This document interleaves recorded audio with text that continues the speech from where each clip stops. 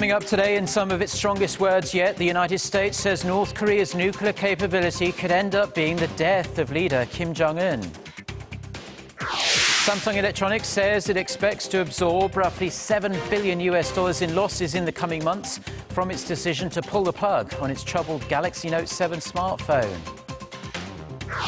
First, the UN General Assembly has unanimously elected former Portuguese Prime Minister Antonio Guterres as its next Secretary-General. He takes over from Ban Ki-moon in January. Stay tuned for these stories and more.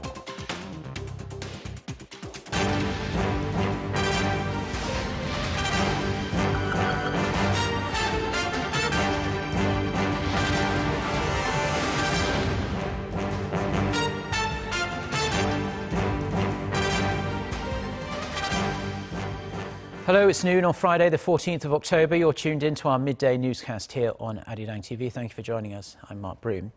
We start with that stark warning for Pyongyang. A top US diplomat has warned North Korean leader Kim Jong-un that he would, quote, immediately die if he attempted a nuclear attack. The official also hinted that Washington could punish Chinese companies helping North Korea's weapons program if Beijing does not take the issue into its own hands. Our foreign affairs correspondent Gwon-soa with the details.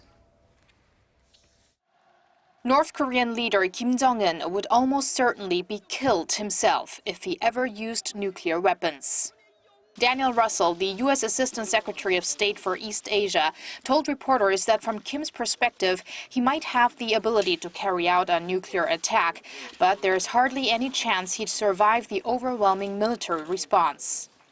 He said for that reason, such a tactic cannot be his plan A. Russell also labeled North Korea's claims that it's developing nuclear arms for deterrence absurd and stressed the nuclear program weakens Kim's grip on power rather than making it stronger. These comments reflect Washington's toughest ever North Korea policy and come amid a wave of opinions from U.S. experts and politicians on the need for preemptive strikes on Pyongyang. Russell also sent a message to China calling for the country to get tough on Chinese companies that aid North Korea's nuclear weapons program. He said if Beijing takes investigations and punishments into its own hands, the U.S. won't have to do anything. But if not, Washington has the right to take action under UN Security Council Resolution 2270. Gwon-soa, Arirang News. South Korea and the United States have reaffirmed their will to further strengthen their alliance to effectively respond to North Korea's nuclear and missile threats, according to a joint press release following their meeting on Thursday. The two allies also discussed the condition-based transition of the South's wartime operational control of its troops from the U.S. The meeting was attended by South Korea's chairman of the Joint Chiefs of Staff, Lee Sun-jin, and his U.S. counterpart, General Joseph Dunford. The two also talked about the upcoming deployment of the THAAD missile defense system to South Korea. Seoul requested the establishment of a collaboration system in preparation for threats linked to ballistic missiles fired from submarines. The generals also agreed to develop effective response measures in order to deter and, if necessary, respond to additional provocations from North Korea. It appears as though China is continuing to trade iron ore with North Korea, ignoring international sanctions forbidding Beijing to do so. In an editorial published on North Korea monitoring website 38 North, Jeffrey Lewis, a U.S. non-proliferation expert, said satellite imagery from October of last year to August this year shows activity at North Korea's Musan mine and trucks crossing the border. Now, such activity could be in violation of UN Security Council Resolution 2270, which bans all kinds of trade with North Korea that can lead to the production of weapons of mass destruction, and that includes iron. However, Lewis said the Musan China-made mine channel could stay open as the resolution makes exceptions to trade for civil purposes. North Korea may have sold its fishing rights in the East Sea to Taiwan in a bid to boost governing funds for the Kim Jong-un regime. A source familiar with North Korean affairs says North Korea recently sold its license, and dozens of 300-ton ships from Taiwan have been fishing above the northern limit line, the de facto maritime border separating the Koreas. Now, the source said North Korea receives about $1,400 a day for allowing a single Taiwanese vessel to fish within the area. It's also known that North Korea is forcing the Taiwanese ships to recruit North Korean crew members and pay them monthly salaries. It's estimated that earnings from the fishing rights sales amount to millions of dollars a year. A South Korean government official says Seoul is working to verify the source's claims. The South Korean government confirmed in August that the regime has also sold fishing rights in the East Sea to China. The world's largest smartphone maker is going to have to endure billions of dollars in losses from the termination of the Galaxy Note 7. It's the first time Samsung Electronics has officially commented on potential future losses after revising down its earnings estimates for the third quarter. Kim Min-ji has the details. Ditching the ill-fated Galaxy Note 7 is expected to cost Samsung Electronics another $3 billion over the next 2 quarters. In a statement, the tech giant says it expects the termination to cut fourth-quarter earnings by about $2 billion and another $1 billion in the first quarter of next year. Samsung also recently revised down its earnings estimate for the third quarter to reflect the losses. The company expects an operating profit of roughly $4.6 billion for the July to September period. That's down from the estimate of $6.9 billion released last week. Based on the new estimate, Samsung's operating profit is down about 30% from a year ago and the lowest since the third quarter of 2014. The wiping off of over $2 billion comes from the cost of recall as well as refunds and replacement, stock clearance and marketing. Taking all that into consideration, the world's largest smartphone maker is expected to incur a total loss of roughly $7 billion. Earlier in the week, Samsung said it will end production of the Note 7, in effect announcing it will discontinue its flagship phablet less than 2 months after its launch. The decision came after reports of at least 9 replacement handsets catching fire, with incidents occurring mainly in the United States. Samsung says it'll try to make up for the loss by expanding sales of its flagship Galaxy S7 and S7 Edge models. It'll also use this as an opportunity to focus on enhancing product safety through changes in its quality assurance procedures. Kim Min-ji, Arirang News. Now, Korea's exports to Vietnam and the United States have been on an upward trend since 2010, but shipments to China, which is Korea's largest trading partner, are going the other way. According to the Korea International Trade Association, Korea's export value to the US stood at $69.8 billion in 2015. That's up from $49.8 billion in 2010. With that, the US makes up about 14% of Korea's total exports, up from around 10%. During the same period, exports to Vietnam surged almost threefold to $27.8 billion, accounting for over 6% of Korea's overall exports. The association attributed the rise to an economic recovery in the US, as well as an improvement in spending and demand for imports, while Vietnam has risen as a production base for Korean companies. However, China, which accounts for roughly a quarter of Korea's total exports, has been falling since 2013 due to sluggish growth, as well as a shift in economic policy to boost domestic consumption. Korea's exports to China came to $137 billion last year, down from over $145 billion in 2014. 10 people have been killed and 7 injured after a tourist bus burst into flames on the Gyeongbu Expressway on Thursday night. Police in the southeastern city of Ulsan say the bus was carrying 20 people when one of its tires exploded and slammed the bus into a guardrail. The people who survived the inferno were taken to hospital to receive treatment for smoke inhalation and other injuries. The passengers were retirees of Hanwha Chemical Company and their spouses. They're on their way to Ulsan from Daegu Airport after returning from a trip to China. Thailand has started a year of national mourning following the death of its long-serving king. Responding to his death, the Thai Prime Minister has asked that nobody let the country be taken advantage of in its time of crisis. Barry Welsh reports. Thai King Pumiporn Adulyadej, the world's longest-serving monarch, has died at the age of 88.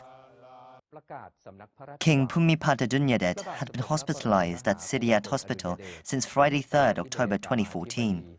He died peacefully at Sidiat Hospital at the age of 89 and had been on the throne for 70 years.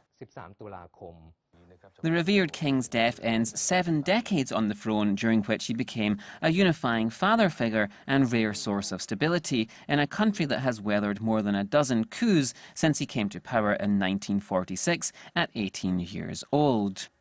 The Thai Prime Minister, Prayuth Chan-o-cha, said that an heir to King Bhumibol has been designated since 1972 and that the government would inform Parliament of the choice. My beloved Thai people, despite how sad we are during this time, the beloved nation of the people and of our belated king has to uphold. This country has to keep going.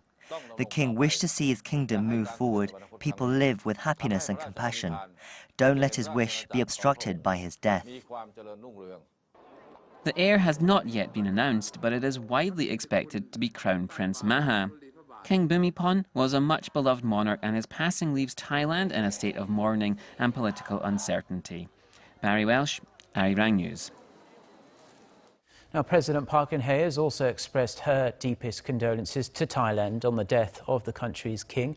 In a statement released this morning, President Park said the king's leadership of Thailand, with his deep love for the poor in particular, will always be remembered, and may the highly respected king rest in peace. Now, the United Nations has elected former Portuguese Prime Minister Antonio Guterres as the next Secretary-General of the world body. He will succeed South Korea's Ban Ki-moon in January. Park Jong-hong has the details. The 193-member UN General Assembly has officially and unanimously elected the next chief of the global body. Outgoing Secretary-General Ban Ki-moon called Antonio Guterres a wonderful choice who brings deep and solid political experience to the UN.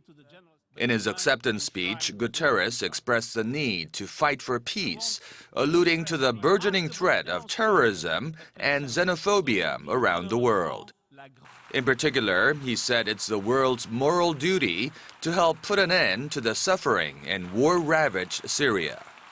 I feel a deep solidarity in relation to the Syrian people. And to see the Syrian people suffering so much, it's something that absolutely breaks my heart. He also highlighted the importance of gender equality in his speech, calling it a priority commitment of the UN to protect and empower women. Guterres had served as a Portuguese Prime Minister from 1995 to 2002 and as the UN High Commissioner for Refugees for 10 years until last year. He will start his 5-year term on January 1st, 2017. Park Jong-hong, Arirang News. Now, the internet is abuzz with the news of Bob Dylan's Nobel Prize win, but the award has already become rather controversial for the fact that one of the world's most prestigious literary honours has been given to a singer-songwriter instead of a novelist. The Swedish Academy's citation said Bob Dylan deserves the award for having created new poetic expressions within the great American song tradition. Critic Stephen Metcalf of Slate praised Bob Dylan as a genius, but he says he doesn't think that a musician should have been awarded the highest prize in literature. Metcalf says a literary prize should not go to an economist or a political saint, and it should not go to Bob Dylan. Now, others disagree, with Rob Sheffield of Rolling Stone writing that, quote, he won for inventing ways to make songs do what they hadn't done before.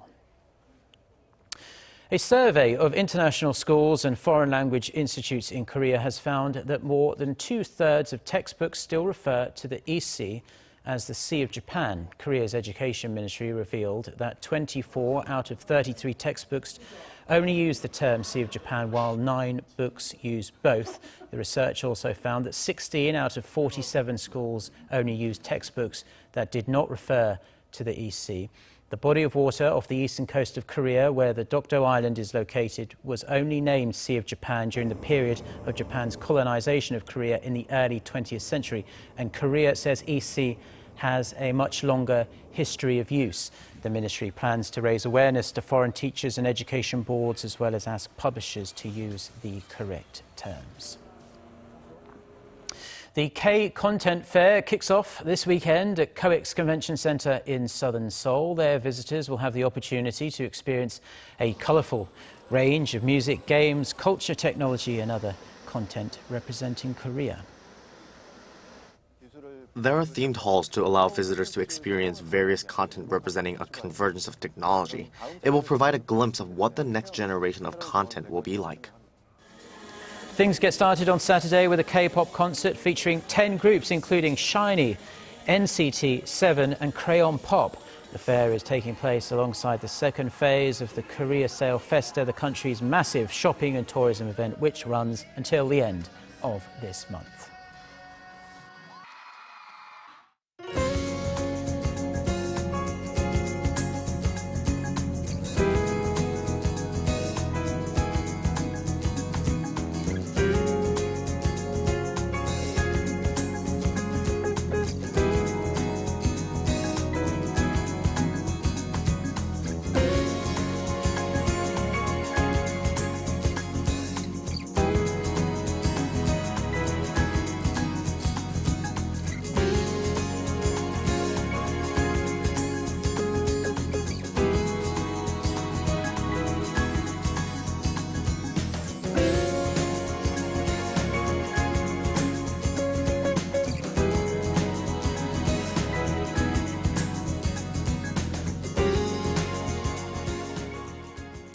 Well, that's all we have for now on this Friday lunchtime here in Seoul. I'm Mark Broom. Thank you as always for tuning in. We will be back throughout the day with more newscasts. Our next bulletin is coming up at 2 p.m. Korea time. But if we don't see you, have a great weekend. Goodbye.